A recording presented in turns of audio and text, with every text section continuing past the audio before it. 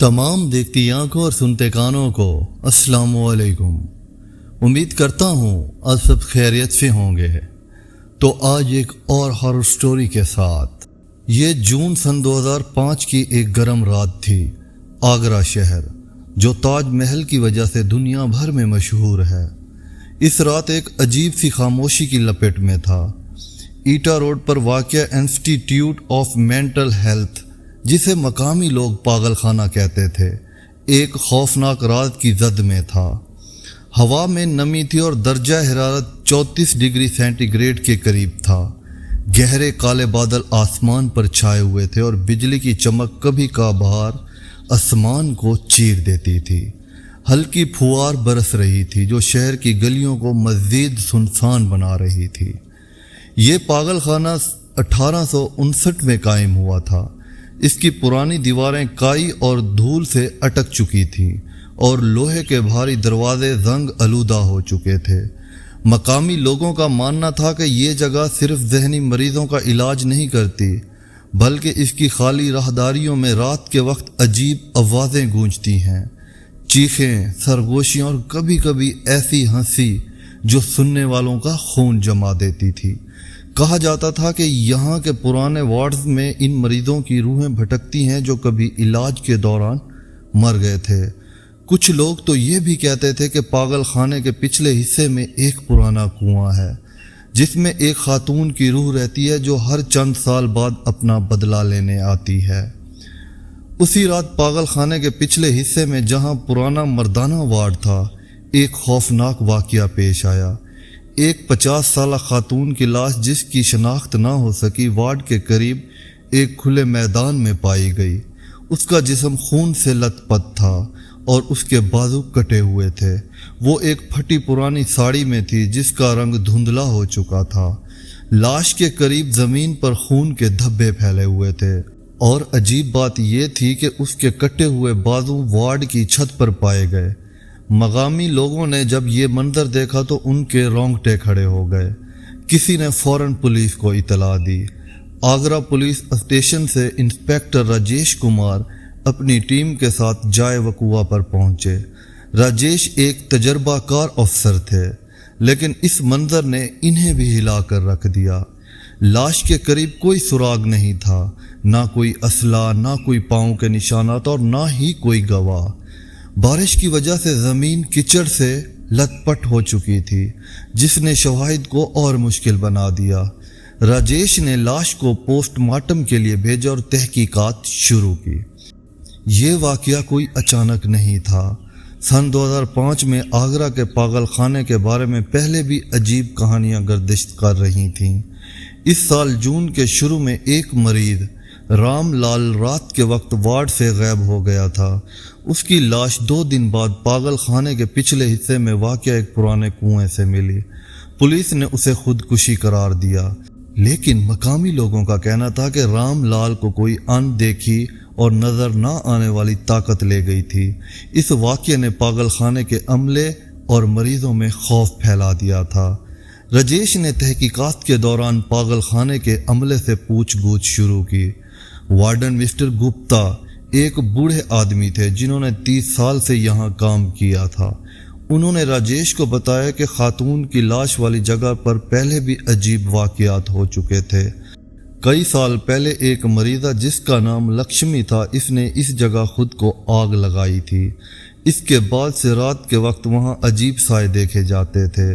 گپتا نے یہ بھی بتایا کہ کچھ مریض رات کو چیخنے کی آوازیں سنتے ہیں، لیکن جب عملہ وہاں پہنچتا ہے تو کچھ نہیں ملتا۔ راجیش کو شک تھا کہ یہ قتل کوئی انسان ہی کر سکتا ہے، لیکن پاگل خانے کی بند دیواروں اور سخت سیکیورٹی نے اسے پریشان کر دیا۔ وہ رات بھر جاگ کر پاگل خانے کے ریکارڈز چیک کرتے رہے۔ انہیں پتہ چلا کہ کچھ مریضوں کو رات کے وقت عجیب رویے کی شکایت تھی۔ ایک مریض جسے سب بابا کہتے تھے اکثر رات کو اٹھ کر وارڈ کی دیواروں پر عجیب علامتیں کھینچتا تھا۔ یہ علامتیں کبھی خون سے کبھی کوئلے سے بنائی جاتی تھیں۔ راجیش نے بابا سے ملنے کا فیصلہ کیا۔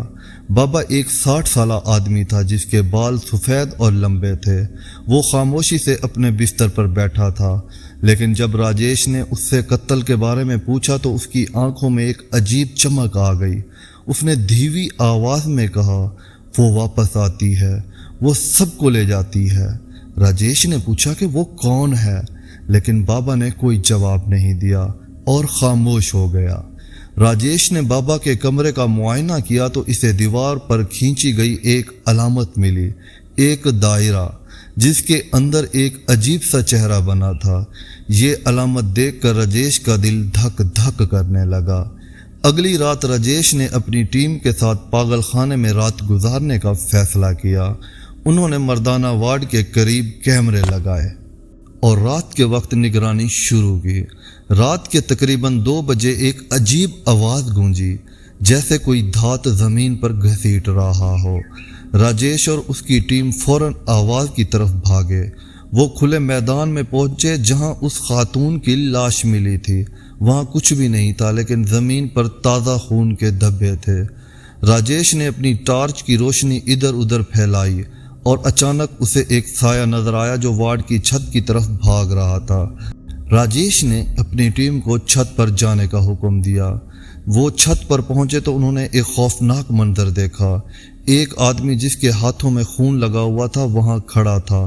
وہ کوئی اور نہیں، پاگل خانے کا ایک ملازم رامو تھا۔ رامو کے ہاتھ میں ایک تیز دھار چھری تھی اور اس کے چہرے پر ایک عجیب سی مسکراہٹ تھی۔ راجیش نے اسے گرفتار کرنے کی کوشش، لیکن رامو اچانک چھلانگ لگا کر چھت سے نیچے کود گیا۔ جب پولیس نیچے پہنچی تو رامو کی لاش زمین پر پڑی تھی اور اس کے ہاتھ سے چھری غائب تھی۔ راجیش کی تحقیقات جاری رہیں، لیکن اس واقعات نے اسے اور پریشان کر دیا۔ رامو کی موت نے مزید سوالات کھڑے کر دیے۔ کیا رامو ہی قاتل تھا یا اس کے پیچھے کوئی اور طاقت تھی؟ راجیش نے پاگل خانے کے پرانے ریکارڈ کنگالنے شروع کیے۔ اسے پتہ چلا کہ سن 1970 کی دہائی میں ایک خاتون ڈاکٹر مالنی اس پاگل خانے میں کام کرتی تھی۔ مالنی پر الزام تھا کہ وہ مریضوں پر غیر قانونی تجربات کرتی تھیں، جن میں سے کئی مریض مر گئے تھے۔ ایک رات مالنی پر کچھ مریضوں نے حملہ کر دیا اور وہ اسی کنویں میں گر کر مر گئیں جو پاگل خانے کے پچھلے حصے میں تھا۔ اس کے بعد سے لوگوں نے کنویں کے قریب عجیب واقعات کی شکایتیں شروع کر دیں۔ راجیش نے کنویں کا معائنہ کرنے کا فیصلہ کیا۔ وہ اپنی ٹیم کے ساتھ رات کے وقت کنویں کے قریب پہنچا۔ کنواں خشک تھا اور اس کے اندر ایک عجیب سی بدبو تھی۔ راجیش نے اپنی ٹارچ کی روشنی کنویں میں ڈالی تو اسے کچھ عجیب سا نظر آیا۔ کنویں کی دیواروں پر وہی علامتیں کھدی ہوئی تھیں جو بابا نے وارڈ میں بنائی تھیں۔ راجیش نے کنویں کے اندر اترنے کا فیصلہ کیا۔ جب وہ نیچے پہنچا تو اسے ایک پرانا ڈبہ ملا جس کے اندر کچھ پرانے کاغذات اور ایک تصویر تھی۔ تصویر میں ڈاکٹر مالنی تھی اور اس کے ساتھ ایک چھوٹی بچی کھڑی تھی۔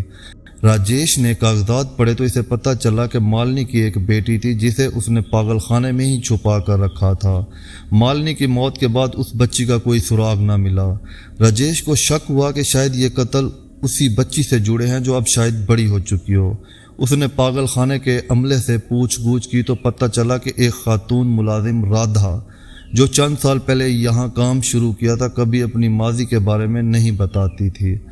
رادھا کی عمر تقریباً 40 سال تھی اور وہ رات کے وقت اکثر اکیلی وارڈ میں گھومتی پائی جاتی تھی۔ راجیش نے رادھا کو تلاش کرنے کا فیصلہ کیا، لیکن وہ غائب تھی۔ اس کی تلاش میں راجیش پاگل خانے کے ایک پرانے وارڈ میں پہنچا جو کئی سالوں سے بند تھا۔ وہاں اسے ایک کمرہ ملا جس کی دیواروں پر خون سے علامتیں بنائی گئی تھیں۔ کمرے کے بیچ میں ایک پرانا آئینہ تھا جس میں راجیش نے اپنی عکاسی کے ساتھ ایک اور سایہ دیکھا۔ اس نے مڑ کر دیکھا لیکن وہاں کوئی نہیں تھا۔ اچانک کمرے کا دروازہ زور سے بند ہوا اور ایک عجیب سی آواز گونجنے لگی جیسے کوئی ہنس رہا ہو۔ راجیش نے اپنی بندوق نکالی اور آواز کی طرف بڑھا۔ وہ ایک تاریخ راہداری میں پہنچا جہاں اسے رادھا نظر آئی۔ رادھا کے ہاتھ میں وہی چھری تھی جو رامو کے پاس تھی۔ اس کے چہرے پر ایک خوفناک مسکراہٹ تھی اور اس کی آنکھیں سرخ تھیں۔ راجیش نے اسے روکنے کی کوشش کی لیکن رادھا نے اس پر حملہ کر دیا۔ راجیش نے خود کو بچایا اور رادھا کو گرفتار کر لیا۔ رادھا سے پوچھ گچھ میں پتہ چلا کہ وہ ڈاکٹر مالنی کی بیٹی تھی۔ اس نے بتایا کہ اس کی ماں کی موت کے بعد اسے پاگل خانے میں چھوڑ دیا گیا۔ اس کی ماں کی روح اسے بدلہ لینے کو کہتی ہے۔ اس نے اسی خاتون کو قتل کیا اور رامو کو اس کا ذمہ دار بنایا، لیکن جب راجیش نے اس سے کنویں کے بارے میں پوچھا تو رادھا خاموش ہو گئی اور صرف اتنا کہا کہ وہ ابھی بھی وہاں ہے۔ راجیش نے رادھا کو جیل بھیج دیا، لیکن اس کی کہانی نے اسے پریشان کر دیا۔ اس نے اس کنویں کو بند کروا دیا، لیکن اس کے بعد بھی پاگل خانے میں عجیب واقعات ہوتے رہے۔ کچھ مریضوں نے رات کے وقت ایک خاتون کا سایہ دیکھا جو کنویں کے قریب کھڑی ہوتی تھی۔ مقامی لوگوں کا ماننا تھا کہ ڈاکٹر مالنی کی روح اب بھی وہاں بھٹکتی ہے اور وہ ہر اس شخص سے بدلہ لیتی ہے جو اس کے راز کو چھونے کی کوشش کرتا ہے۔ راجیش نے اپنی رپورٹ میں لکھا کہ قتل رادھا نے کیا، لیکن اس کے پیچھے کی پوری حقیقت کبھی سامنے نہ آ سکی۔ آج بھی آگرہ کا پاگل خانہ اپنے رازوں کے ساتھ خاموش کھڑا ہے۔ رات کے وقت اس کی دیواروں سے چیخوں کی آوازیں سنائی دیتی ہیں اور کنویں کے قریب ایک عجیب سی سردی محسوس ہوتی ہے جو سننے والوں کے دلوں میں خوف بھر دیتی ہے۔ تو اس کے ساتھ ہی کہانی کا اختتام ہوا۔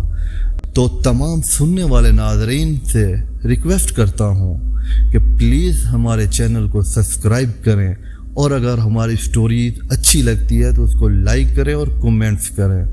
اگر آپ اپنے ساتھ کوئی بیتے ہوئے واقعے کو ہم سے شیئر کرنا چاہتے ہیں تو وہ بھی آپ ہم سے شیئر کر سکتے ہیں۔ اس کے ساتھ آپ ہمیں دیجیے اجازت۔ اللہ تعالیٰ آپ تمام کو اپنی حفظ و ایمان میں رکھے اور آپ سب کی جائز خواہشات کو پورا فرمائے۔ اللہ حافظ۔